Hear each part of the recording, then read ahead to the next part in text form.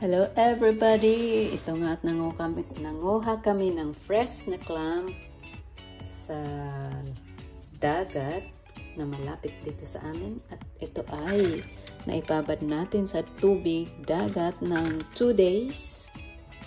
At ating iluluto na ngayon. Ilalagyan natin ng dahon ng mga sili.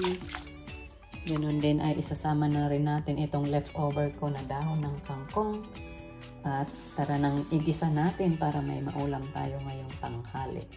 Ayan po, mainit na ang ating kawali. Lagyan na natin ng butter.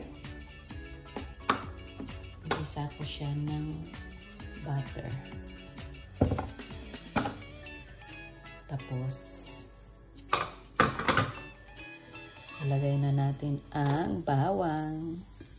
Pag-brownie na natin ang ating bawang, pati yung galanggal or lemongrass at ang ating sili. Yan, sabay-sabay na natin.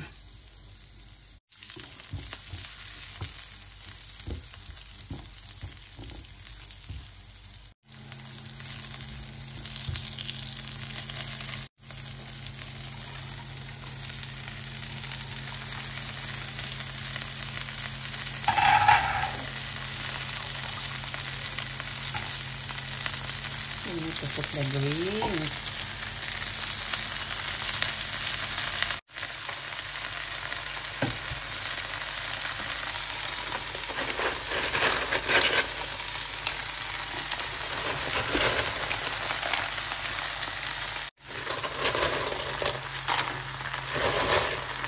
Ayan, ilagay na natin lahat.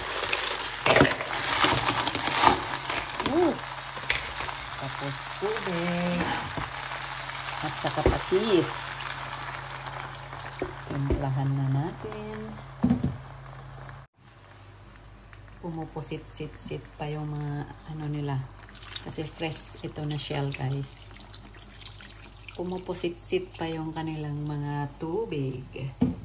Yan.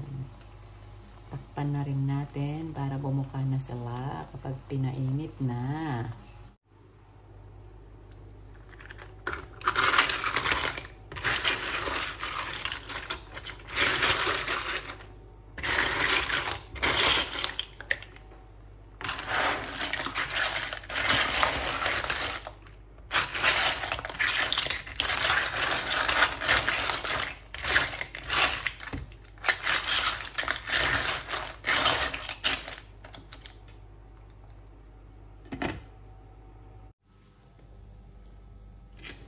Wow!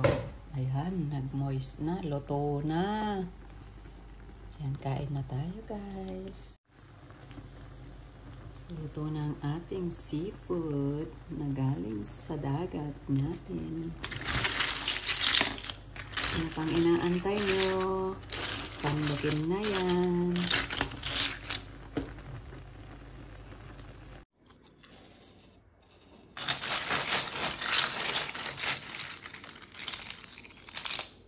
Wow!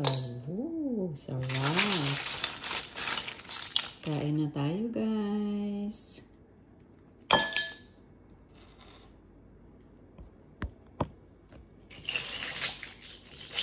Malalaki rin yung laman niya.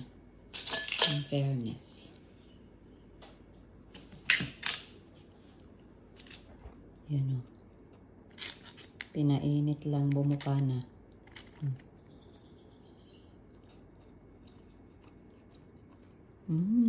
Yummy. Ang seafood natin ngayon, fresh from the sea.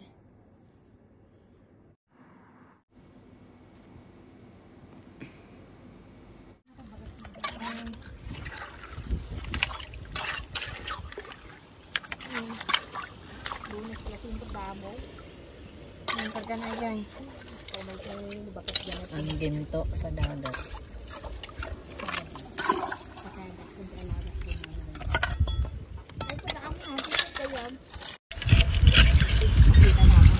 Holy Thursday, kasto iti pa nag-day off ni kami ang pokpoklo, agkakpo kada biso. Oh, kamo nang mag-ano. magmarites dahil mag-focus tayo dito sa mga kinuha natin na ginto ng dagat. Salamat. Hindi ko alam pa paano to buhatin na naiuwi.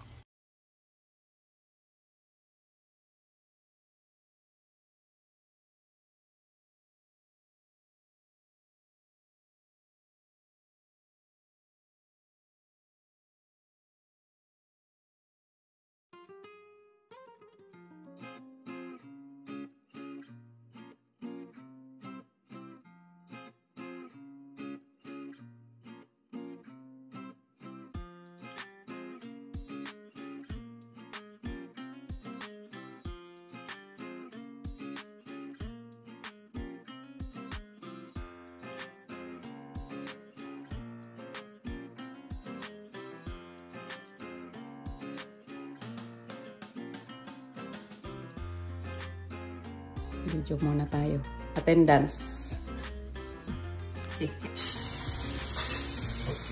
Yan ang ating ulam. Ledeg bisokol.